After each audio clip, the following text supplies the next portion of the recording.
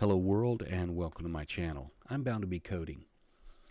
If you've ever worked with procedural generation using noise to generate tilemap worlds for a game, you know how frustrating it can be when you want one part of the game world to be very granular and broken up, and another part to be less granular and less broken up. And that's really hard to do when you have one noise that you're using to generate your entire game world.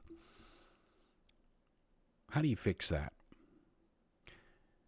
Well, the easiest way to do that is to use more than one noise.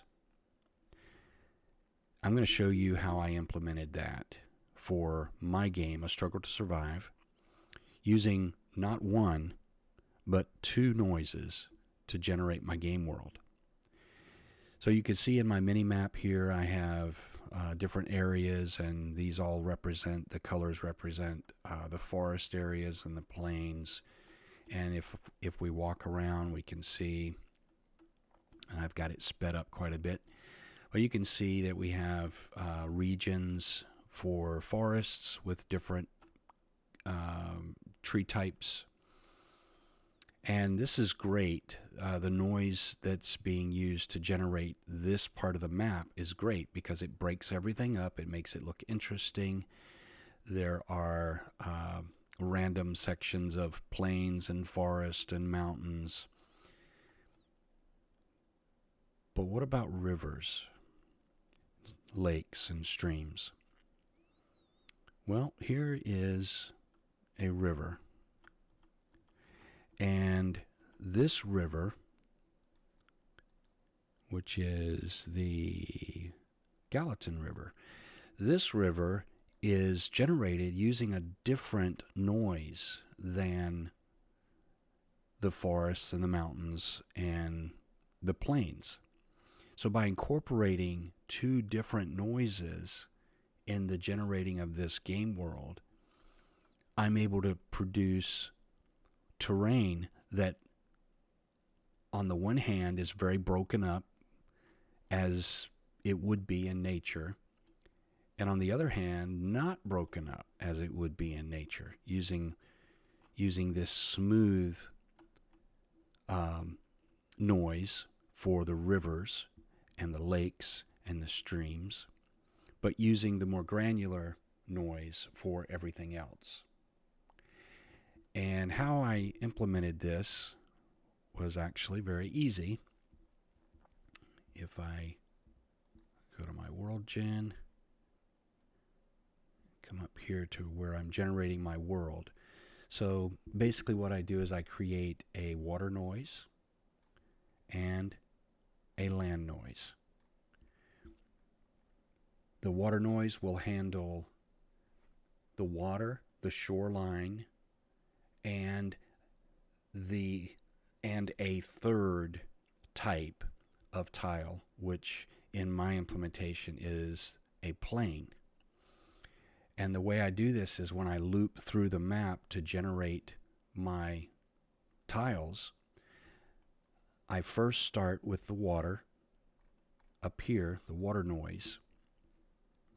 So I grab a pixel from the water image, and I use a seamless image so that I have a wrapping effect to my game world, which I do. If you travel all the way to the east, you'll eventually end up on the west side of the map, north and south the same way, so that it all wraps. The player never sees the edge of the map. So I use a seamless image to do that.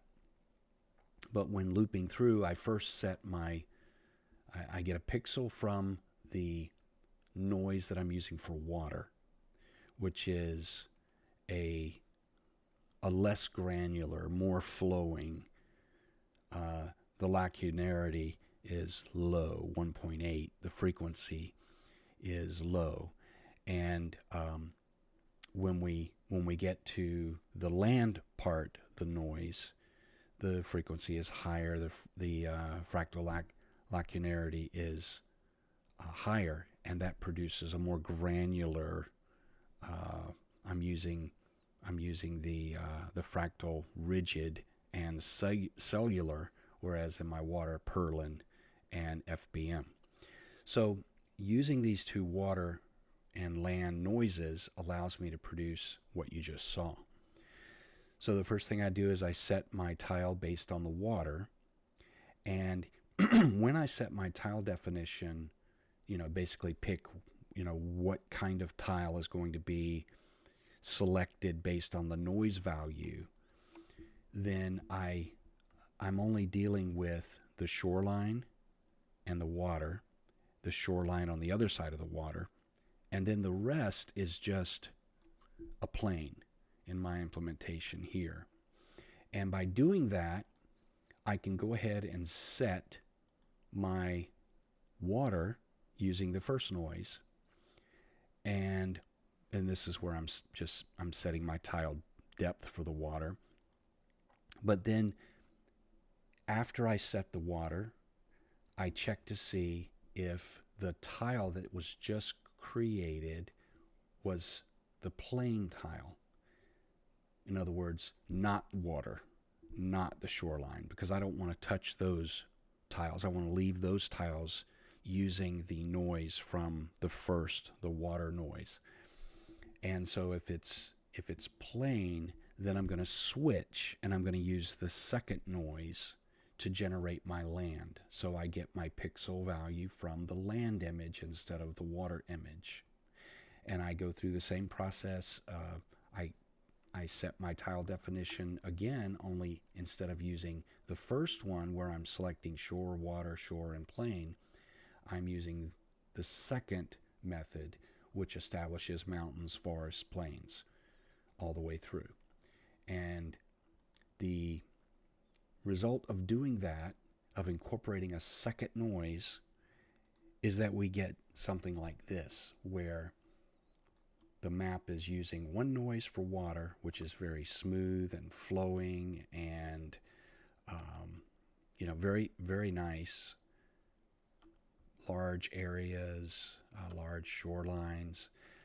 But for everything else, we've got this second noise that's more granular, and you can see how the river just kind of breaks through the noise that's generating this forest area.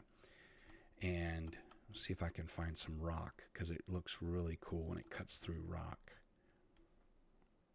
I may not be able to find any, but you can imagine my game is set in the Rocky Mountains, and so you can imagine a river flowing through the mountains and cutting through rock. And I'm just trying to see if I can find some real quick. Oh, this one's getting really, really, really, really tiny.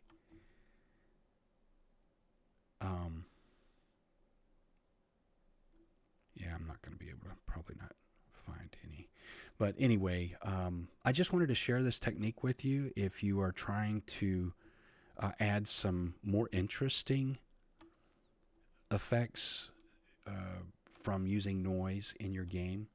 Try setting up a second noise for a different part of your game world, and you might find that you'll be as pleased as I am with the result of using two different noises in one game world. Well, that's all I have for you for this video. If you like what you see, please give me a thumbs up and like this video. And if you'd like to follow along as I work on my game, A Struggle to Survive, a 2D survival game set in the Rocky Mountains in 1820 during the time of the rendezvous, then feel free to subscribe and follow along as I work on my game. Until next time, I'm bound to be coding.